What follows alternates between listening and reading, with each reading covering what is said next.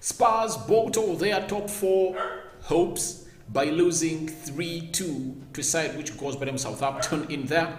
And Mancity are now 12 points clear on top of the Premier League. Welcome to Rokani Media Football. How are you guys and where are you watching us from? This is the channel that really does your sports news always in here, and we are always so much into football. And today, Premier League games have happened and very many teams have won, others have lost, and others are in tears. Smash the like button, comment and share. I go by the names of Rokani David, aka RD. You can look for me on Twitter, that is it's at Rokani David or RD. You can even look at me on Instagram, Facebook, anywhere. I'm everywhere. TikTok, you can find me there. But let's get straight into this big match analysis in there and preview of a team which goes by names of Spurs dropping 3 points, Mancity winning, and they are now 12 points ahead of Liverpool. However much Liverpool has 2 games in hand, Spurs is really leading by 12 points in there. So how are you? And this is the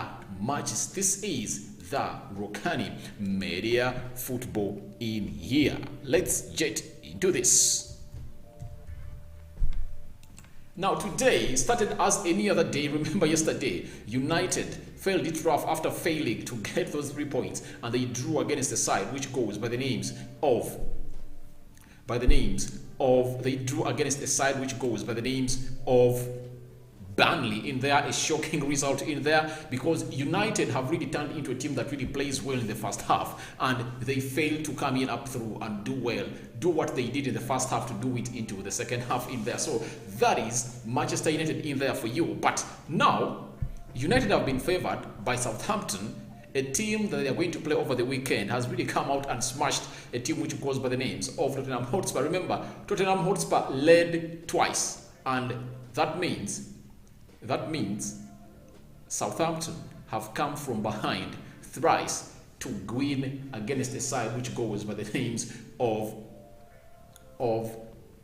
Tottenham. Now let's get into the game of Man City. Man City came into this game with just 9 points clear or ahead of Liverpool with just a game in hand, and they've gone ahead to extend their lead by 3 points, and they are now 12 points clear ahead of a team which goes by the names of Liverpool, and they've gone ahead to win a team which goes by the names of Brentford by 2-0. Who has been on the score sheet? These are the players that were on the score sheet. These players include a player who goes by the names of Riyad Mahrez, who really took a penalty into the 40th minute, and Kevin De Bruyne came out and scored in the 69th minute in there. When you look at Man City, it's really a team that is showing that we are really here to win the trophy. That's Man City in there for you. When you look at Man City, they've played 24 games. They've won 19 games, and they've drawn 3, they've lost 2, they've scored 57 goals. Only Liverpool has scored more goals than them. They are the least team to concede goals in the Premier League. They've conceded only 14, and they have a goal difference of 43, and they have 60 points. Now when you look at what Man City is and what the rate at which they are really winning these games, it shows you that Man City describes or brings out the best image of a Premier League title contender, because 60 points out of 24 games, that means they've lost 6 plus 6. They've lost only 12 games, 12 points in there. And when you look at the remaining games, they are left with 14 games to reach the 38th match in there. That means in the 14 games,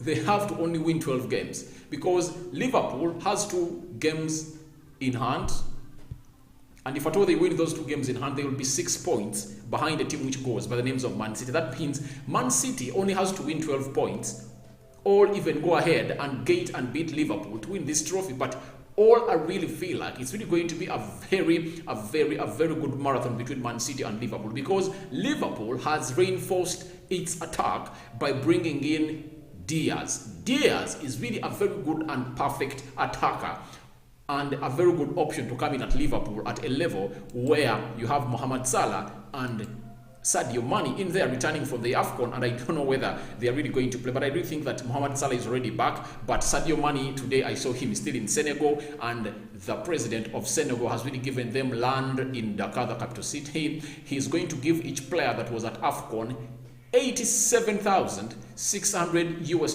That's the amount of money that is going to be given to every player that was at AFCON. So I would feel like Luis Diaz coming in there, because Liverpool is going to play a team which goes by the names of Leicester City. That is today, and that is a game that I feel like Liverpool is going to win. You never know what is going to happen in the game of football, but I will feel like Liverpool is going to stretch Man City. Man City is not going to have a run like it had when it was being chased by Manchester United the previous season. Remember, Man City reached an extent when it's 15 points ahead of Manchester United. They drew and then United won, and Man City were 13 points behind or ahead of Manchester United. Then they played Manchester United, and Manchester United had to hit them, and they were 10 points in there ahead of Manchester United. And when the season ended, they won the title with 8 points ahead of Manchester United. And I don't think it's going to be the same in here, because when you look at the fixture of Man City, they are playing Norwich on Saturday. They are playing Tottenham Hotspur. They are playing Man City. They are playing Manchester United on the 6th of March. So watch out these two games. The game that Man City is going to play on the 19th, they are really hosting Tottenham Hotspur. You never know what's going to happen in there. And the game that they are going to play aside, which goes by the names of Manchester United on 6th March. Those two matches are really going to be very crucial as far as this title is concerned. Because if at all they really manage not to lose a single point out of these games, then they would have stretched themselves and given themselves a chance of being winners in there. But again, Kevin De Bruyne coming out and scoring a very beautiful goal in there, and Riyad Mahrez scoring a penalty to give Man City a very comfortable lead in there. When you look at the statistics, Man City had 15 shots and Brentford had 6. 7 shots on target by Man City, then Brentford had 2. 76% ball possession for Manchester United, for Man City, and 24% for Brentford. Man City put together 706 passes altogether, and Brentford put up 228 passes. 88% passing accuracy for a team which goes by the names of Leicester City, and 59% for a team which goes by the names of Brentford. 7 fouls for Man City, 13 for a team which goes by names of Brentford. 0 yellow cards to both teams, 0 red cards to both teams, 2 offsides and 10 offsides for Brentford, 2 offsides for Man City, 9 corners for Man City, and 3 corners for a team which goes by the names of Brentford. So that's how things are standing in there for you, and this result has left Brentford into the 14th position. They're having 23 points. I think they're only 7 points away from really saving themselves from not being relegated. But when you look at how the table is standing in there, Newcastle is coming, because Newcastle has 2 games in hand. Brentford has played 24 games. This really shows you that Brentford is not into a very good position, because when you look at Newcastle, Everton, and Leeds, those are teams that are below Norwich, Watford, and Burnley in there. And when you look at them having 23 points, it means that they are really going to go down again, because you expect Leeds to add in a second pedal. You expect Everton to do the same, and Newcastle, obviously, because they have 2 games in hand, they are really going to come up and really win. If at all they win the 2 games they have in hand, they are going to be at 24 points. That means they will be a point ahead of a team which goes by the name of Brentford. The same applies to Everton. Everton has 3 games in hand. They've played only 21 games. That means if they win the 3 games, they will be at 28 points in there for you. Leeds has played 22. So Brentford really has a disadvantage, because it's ahead of these teams by just 1 or 2 points. But they've played more games than these teams in there. Even when you look at Burnley has played 20 games. That means Brentford has played 4 games more than Burnley in there. And if at all Burnley wins its 4 games, something I think that it cannot going to happen, they'll be at 26 points in there. Watford has played 22, and Brentford has played 2 more games more than Watford. If Watford wins the 2 games they have, they will be at 21. When you look at Norwich has played 1 game less than Brentford, and when you look at that, when they win that game, they will be at 20 points. So that means Brentford, the only team that can really come out and really put Brentford into the relegation zone, is Burnley going ahead to win its 4 games. Something that I think it's impossible, that cannot happen according to me in here, onto the Rokani Media Football in there. Smash the like button, comment and share, and feel free to go into the comment section and tell me what you think about the result of Tottenham Hotspur versus Southampton and what it means to a team if you support Manchester United or Arsenal, because this really means a lot to teams like Arsenal and Manchester United. So that's the prediction. Sorry, that's the match analysis and the match reaction as far as a team which goes by names of Man City is concerned after beating a team which goes by names of Brentford. We go straight to a team which goes by names of Spurs that has dropped 3 points in this game of football, because this game started in here very, very well, and by the time it ended, Spurs had dropped 3 points in there.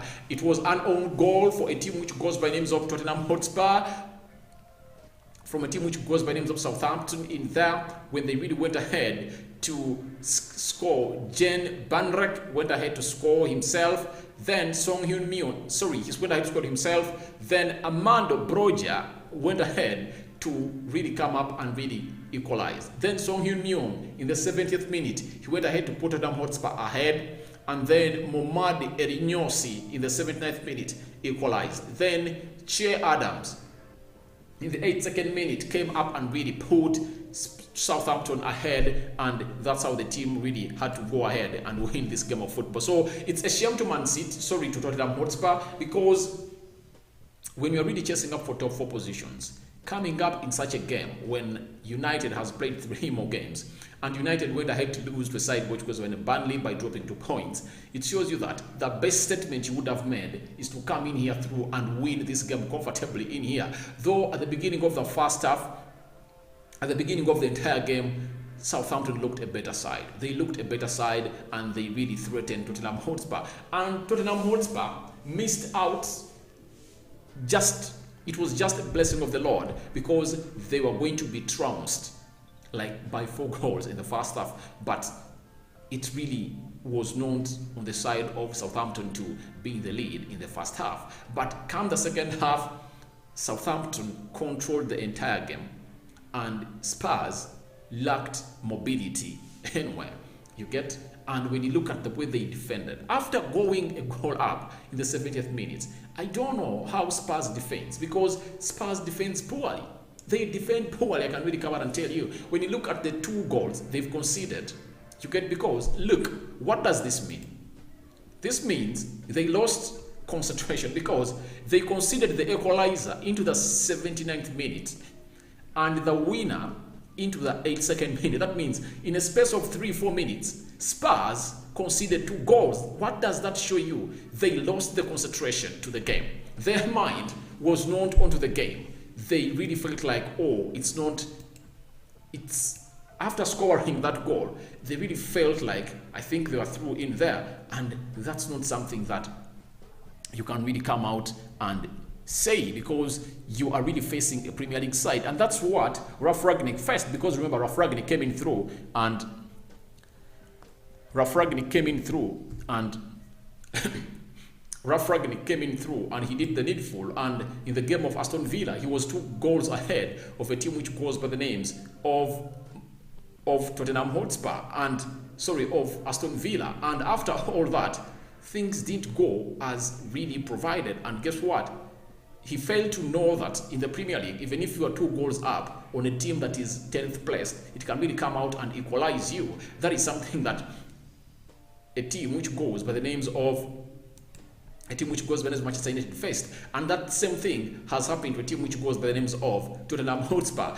Being a goal up with 20 minutes to go, that means you have to behave differently. You have to know that I've gotten this lead. Now, I need to really get hold of this game and defend it, because it was evident from the word go when the referee blown the first whistle of this game that Southampton had outplayed Spurs. So what did Conte had to do? Conte had to really sit back. He had to sit back, and after sitting back, he would have really gone in and bring in more other players, because let me look at how this gentleman made his substitutions in there. When you look at Spurs, they played with a 3-4-2-1. Sanchez, Christian Romero, Davis in there, with Emerson, Winks, Hogberg, and Regalian in there for you. But I will feel like the problem that Spurs is having, I don't feel like Harry Winks and Høgberg are really good holding midfielders. That's the problem they faced, because in a game like this, you just need to get in a midfielder who can really come up and kill off this game. And if you look at the bench, I don't see anyone. And we look at the substitutions he made, no one. But there is Rodrigo Bentaka in there. I think he brought him in, but I think he never did the hold-up play very well in there. But I really felt like by the time, Spurs just needed to know that we just have to fight our lives. Let's sit back because Southampton is attacking us left, right, and center. Let's try to defend this game. Then in these 20 minutes, we only need one chance to get a counter and really go ahead and get ourselves a winner. Because when you look at how Spurs were playing, when they are really playing on the break, they can really break down teams easily. With Lucas Moura, Harry Kane, and Son Heung-min, those players in there are really good when it comes to counter-attacking football. And I really feel like that's a game plan that Conte failed, because it was a chance for Spurs to get ahead, because Southampton was all over them. It was really a chance for Spurs to be ahead of them in the 70th minute, because Southampton really did a lot. They are running all over them. They had closed them down. They had suffocated them. And Spurs had nothing to lose, to fight for in there. Because look at the stats. Spurs had 8 shots. And Southampton had 23 shots. Can you imagine? 23 shots. So that shows you how much Spurs were really attacking a side which goes by the names of Tottenham.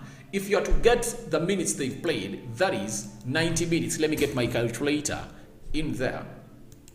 Get 90 divided by 23.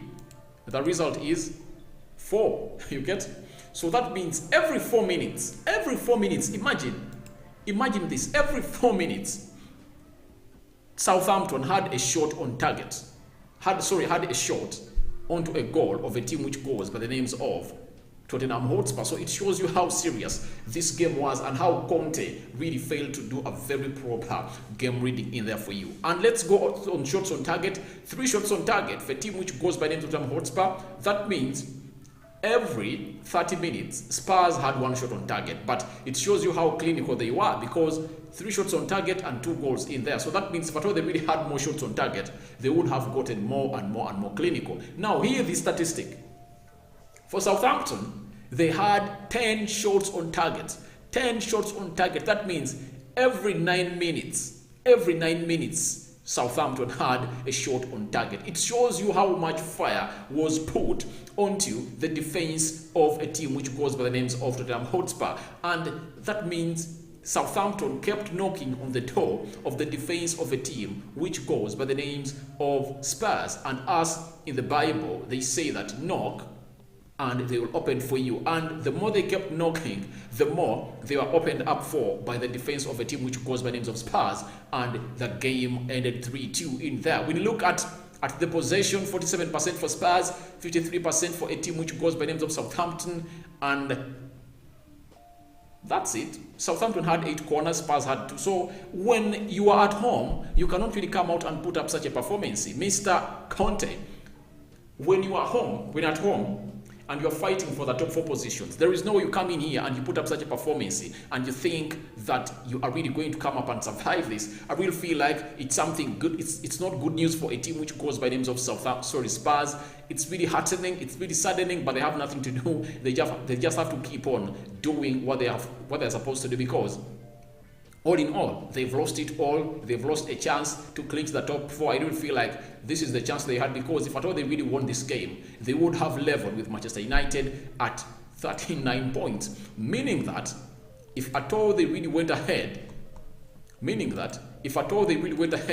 to win one more game, they would be ahead of Manchester United, and even if they lost to Arsenal or drew to Arsenal, they would be like 4 points ahead of Manchester United in there. So Spurs, it looks like it's hard for Spurs to come up and make a very good run, and that run, it's really and really quickly needed. If at all any team is to stop Manchester United from really clinching the top 4 position of the Premier League, that means that team has really to go in and make a very good run of like winning 5 games in a row. Because if United doesn't go ahead to win those games, then if at all a team like Arsenal, Spurs or Wolves or West Ham goes ahead to win those games like that, they will really be far much better than Manchester United in here. So Spurs have really come out and lost, something that is bad. They now have 2 games in hand, of which of those 2 games they are playing a team which goes by names of Arsenal, and those 2 teams are really fighting for the 4th position in there. So that game is really going to be very crucial in there.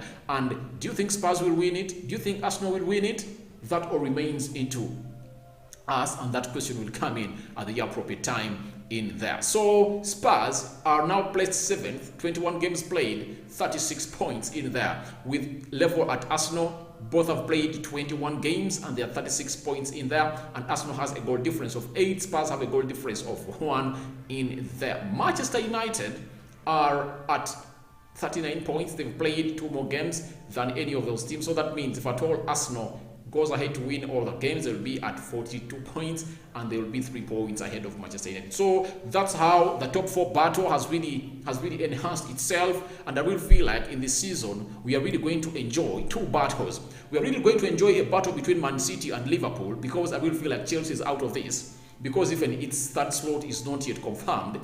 Then we are going to enjoy another battle between Manchester United, Arsenal, Tottenham Hotspur, Wolves and West Ham. So there are 5 or 6 teams competing for the 3rd and 4th place in there, and I really feel like we are really going to enjoy and have fun over this, because it's really tense. It's really tense, and those 3rd and 4th positions are really going to be very competitive in here. And if Chelsea doesn't really come out through and really improve on the way it's playing, then it's really going to face it rough in here in the Premier League, because teams are too serious. Manchester United, you never know, can come up and put up a very good run. Spurs can, Arsenal can, but I think the only team that I really feel like it's favorable to winning this 4th spot or 3rd spot, it's Manchester United, that can really give Chelsea a very good go. Because when you look at Manchester United, when you look at their firing line, the squad that they have, and the quality of players that United have, they can really very much compete with those of Chelsea in there. But the problem Spurs and Arsenal and West Ham are having, they don't have quality players. When you look at Spurs, you look at them, they look short of players. And I really feel like Conte is not going to make any miracle this season. He's not.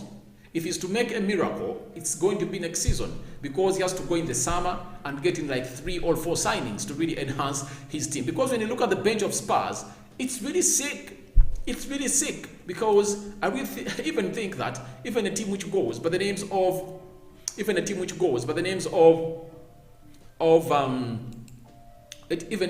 Southampton really had a better bench. Here, the bench of Spurs: Matt Doherty, Joe Radon, Ray Sessegon, Kulusevski, Pellegrini, Golini, Stephen Bergwijn, Rodrigo Bentancur, White, and then Scarlett in there. Now here, the bench of a team which goes by the names of Southampton: Jack Stevens, Sean Long, Adam Armstrong is a good player, Willy Caballero, that is a goalkeeper. They're having Ibrahim Diallo, Theo Walcott, Yanni Valley. And when you look at these players that Southampton had on its bench, they can come out and compete with those for Spurs in there. So Spurs lacked a plan B. They never have a holding midfielder that can really hold off this team in there to play into the deep lying midfield position in there. So I will feel like that was really a very big problem, because Conte lacked an option from the bench to come up and do the hold-up play, especially in the midfield. Because games like these, when you're playing a team like Southampton that doesn't really sit back, it will attack you every time and every moment. What you have to do is, you are ahead of it, 20 minutes to play. What you do is, one, you just come up and do the needful and really sit back, because you are already in the lead and you're at home. Let them attack you and get them on the break and really go ahead and score that goal in there. So that's what I really had for you here onto the Rokani Media Football, and those are the results. See you tomorrow, guys. May the Almighty God protect you and give you the protection that you guys deserve. I'm out for now. See you later. Kudos to everyone that has been watching in, and all of those that are really going to watch this video after.